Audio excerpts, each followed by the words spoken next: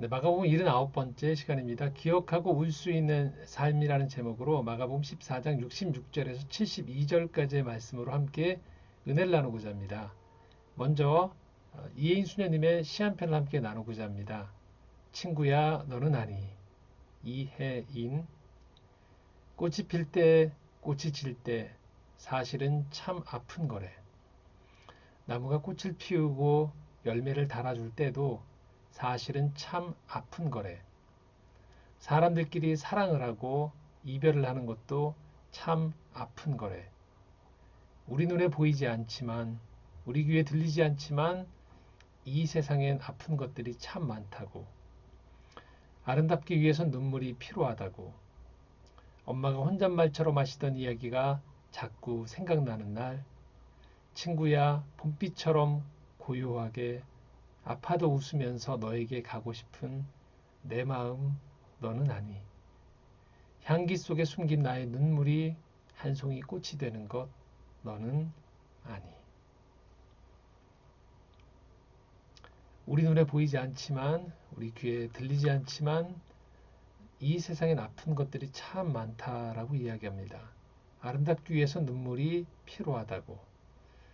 향기 속에 숨긴 나의 눈물이 한 송이 꽃이 되는 것 친구에게 너는 아니라고 물어보고 있습니다. 그렇습니다. 보통 우리는 이 성공한 사람들의 화려한 모습만 보고 싶어 합니다. 그리고 감탄하곤 합니다. 그러나 우리는 이 성공의 꽃봉오리가 피우기 전에 무수히 담겨 있었던 기다림과 인내, 아픔의 시간들을 볼 줄 알아야 합니다. 그걸 볼 줄 아는 눈을 가진 사람이 진짜 성공한 사람이죠. 사람들에게 보여주고 싶으면 성공했다고 여겨지는 찬란한 순간들만 인생이라고 여겨질 때 우리는 대다수의 우리의 인생을 실패로 보내게 됩니다.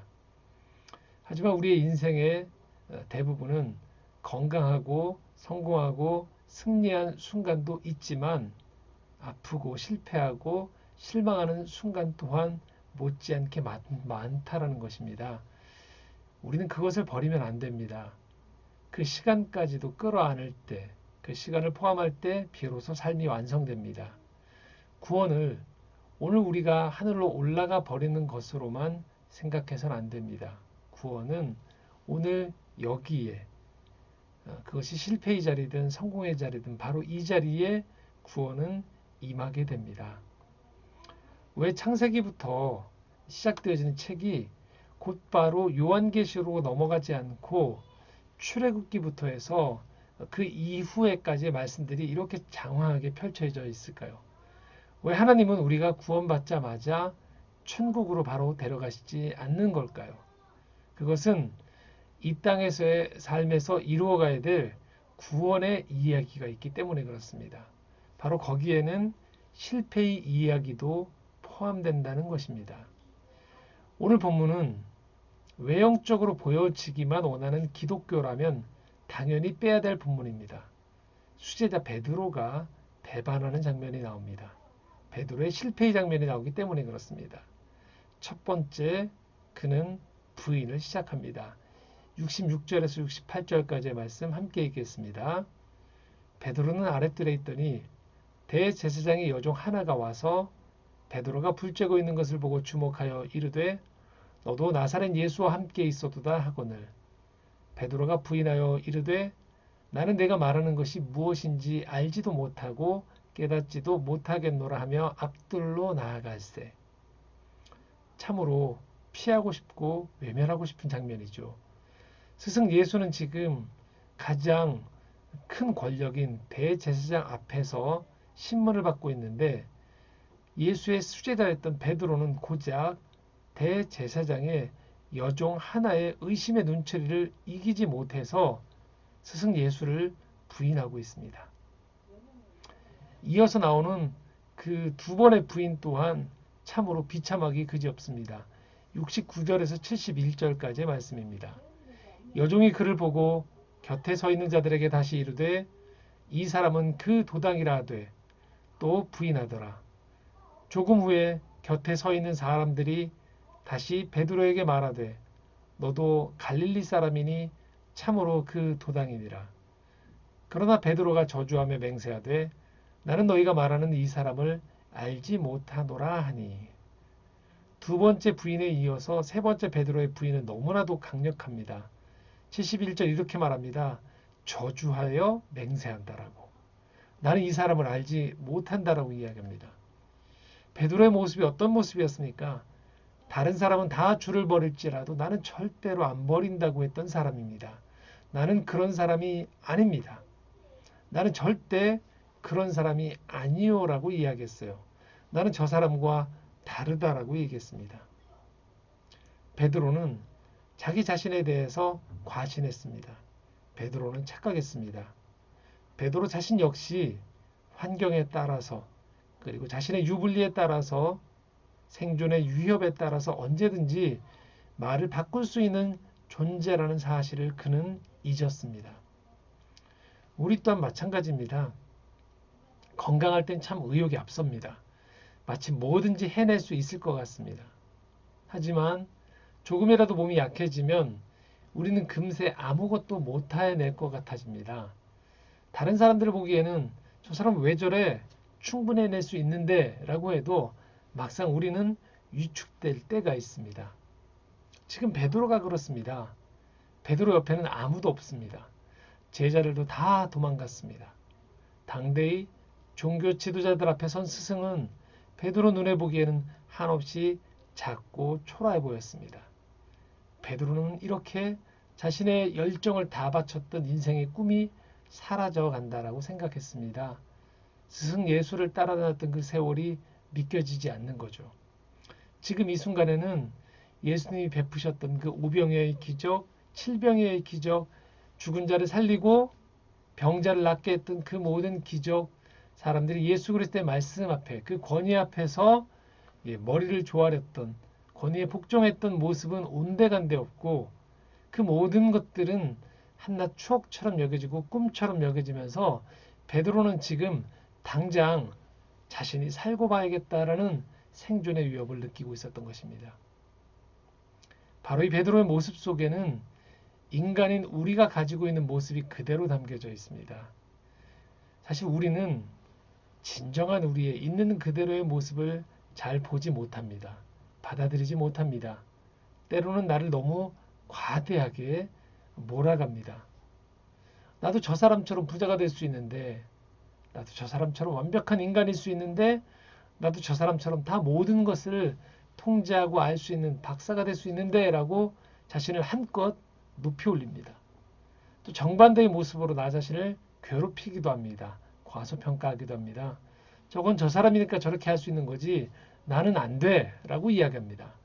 그렇게 하면서 점점 우리는 자신의 진짜 모습, 진정한 모습을 똑바로 바라보지 않습니다. 그리고 남이 그려놓은 그림을 부러워하거나 반대로 위축되어 살아가곤 합니다.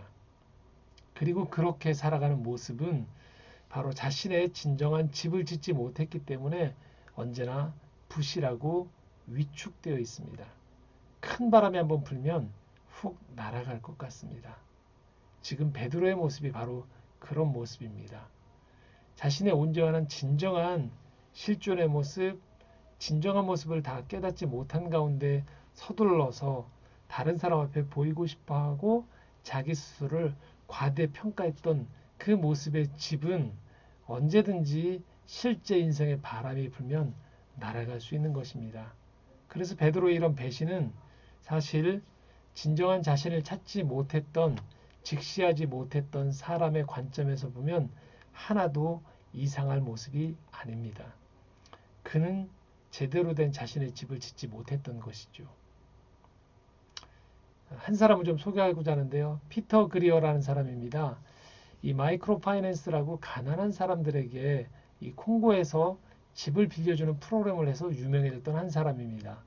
이 사람이 2004년에 여름에 첫 번째 가난한 사람들을 위해서 그 보증을 받지 않고 돈을 빌려주는 제도를 시행했습니다. 사람들이 안 될 것 같다라고 했지만 그는 시작을 했고 매달 1000명 이상의 가난한 사람들이 이 피터 그레어가 설립한 마이크로 파이낸스를 통해서 돈을 빌려서 새로 시작을 할 수 있는 지지 기반을 마련했습니다. 점점 사람이 몰려서 마침내 5년 후에는 2008년 콩고에서 2만 4천 가구가 바로 이 마이크로 파이낸스의 도움을 받을 정도로 크게 성공을 하고 사회적인 영향력이 커졌었습니다. 사람들의 삶은 변화됐고 부모들은 이 마이크로 파이낸스 덕분에 자립할 수 있는 기회를 얻게 되어서 수입이 늘고 점점 가난한 집 아이들이 교육에 신경을 쓸 수 있게 되었습니다. 그리고 사람들의 이런 도움을 받아서 감동하고 교회에 오기 시작했던 것이죠. 그리고 세계은행에서 가난한 사람들을 섬기는 혁신상까지도 받게 됩니다. 그때 피터 그레어는 그런 생각을 했다고 합니다.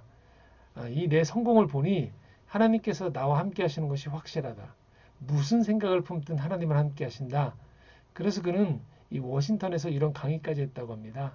열악한 환경 속에서 마이크로 파이낸스를 실행하는 10단계의 노하우, 이런 강의까지 했다는 거예요. 내가 모든 답을 잘 알고 있다라는 자신감이 넘쳤던 것이죠. 그러나 곧 나락으로 떨어지기 시작했다고 합니다. 이 엄청난 영향력을 불러일으키겠다랐던 그 커다란 야심은 결국 무리하게 사업을 확장하게 됐고, 이 내부 감사 시스템을 제대로 개발하지 않은 탓에 직원들 안에서 여러 가지 문제가 발생하고 결국 여러 지점들이 폐쇄되고 100여 명 이상의 직원들을 해고하는 큰 실패를 경험하게 되었다라고 이야기합니다. 이 고통의 시간을 거치면서 그는 깨닫게 되었다고 합니다. 우리에게 튼튼한 기초와 사업 운영상의 탁월함은 반드시 갖춰야 되는 것이지만 그보다 더 중요한 것이 있었다. 그것은 겸손하게 하나님을 의지하는 정신을 지속적으로 유지하는 것이다라고 이야기했다는 것이죠. 바로 이것이 우리가 인생을 살아가는데 갖춰줘야 되는 실존의 중요한 모습인 것입니다. 오늘 우리에게 필요한 것은 얼마나 남들에게 보여줄 수 있는 거창한 계획과 외면적인 성공이 아닙니다. 오늘 우리에게 필요한 것은 어떤 환경 속에서도 하나님을 신뢰할 수 있는 믿음, 사람들을 향한 친절과 섬김, 그리고 자기 자신에 대한 겸손 그리고 온유한 마음인 것입니다. 오늘 이 베드로의 실패, 배반 장면을 성경이 굳이 집어넣고 빼지 않은 이유는 무엇일까요? 베드로에게 망신을 주기 위해서였을까요? 또는 그렇게 열심히 따랐지만 실패한 사람들을 보면서 너희들도 제대로 안 하면 이렇게 된다는 것들에 대한 엄청난 경각심을 불러넣어주기 위해서였을까요? 저는 아니라고 생각합니다. 베드로의 실패하는 모습을 보면서 오늘 주님은 우리에게 말씀하시는 겁니다. 이게 너라는 거죠. 이게 우리라는 거예요. 그럴듯해 보이고 뭔가 커다란 일을 하는 그 자체가 진정한 내 모습은 아니라는 거예요. 진정한 당신의 모습의 전부는 아니라는 거예요. 우리는 언제든지 넘어질 수 있는 존재이고 그래서 위로는 하나님을 섬기는 가운데에서 늘 겸손과 다른 사람들과의 협업과 협조와 동역을 통하여서 살아갈 수 있는 존재라는 것, 그런 관계적인 존재가 바로 인간이라는 것들을 주님은 말씀하고 있는 것입니다. 이것이 우리의 실존인 것입니다. 그리고 나아가서 한 가지 더 베드로의 모습을 볼 필요가 있습니다. 그것은 그렇게 자신의 실존만을 깨닫고 머무는 것이 아니라는 것입니다. 인생은 그렇게 자신의 연약함과 부족함만을 깨닫고 거기에서 문을 닫는 것, 그것이 전부는 아닙니다. 그렇게 되어지면 인생은 이 연약한 사람들이 가면놀이 하는 것에 지나지 않기 때문에 그렇습니다. 삶은 거기에서 끝나지 않습니다. 이 베드로의 또 다른 두 번째 모습을 보십시오. 바로 72절입니다. 함께 읽겠습니다. 닭이 곧 두 번째 울더라.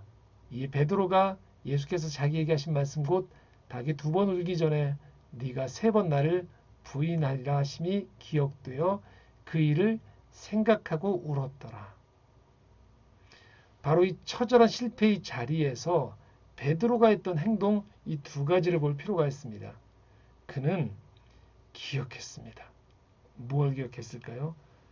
닭이 두 번 울기 전에 세 번 나를 부인하리라라고 말씀하셨던 예수님의 말씀을 기억했습니다. 그리고 그 일을 생각하고 울었다는 것입니다. 자신의 실패의 자리에서 자기 자신을 바라보면서 그냥 패배 속에서 그냥 자책하고 마는 것이 아니고 그 순간에 그는 예수님의 말씀을 기억했다는 거예요. 이 배신 속에서 그는 주님이 자신에게 했던 경고가 무엇인지를 떠올렸다는 거예요. 예수님의 말씀을 기억했다는 것, 그동안 붕 떠 있었던 그 자아가 자신을 처음 불러주셨던 그때의 모습을 다시금 일깨워 주는 거예요. 그렇지, 나라는 존재가 누구였는지, 귀신을 내쫓고 수많은 사람들이 따르는 무리 중에 이 수제자로 살아왔던 세월 속에서만이 착각하고 깨닫지 못했고 잊었던 것, 망각했던 것, 그것은 바로 여전히 자신이 하나님의 도우심이 필요한 존재라는 사실인 거죠. 그때 그는 울었습니다.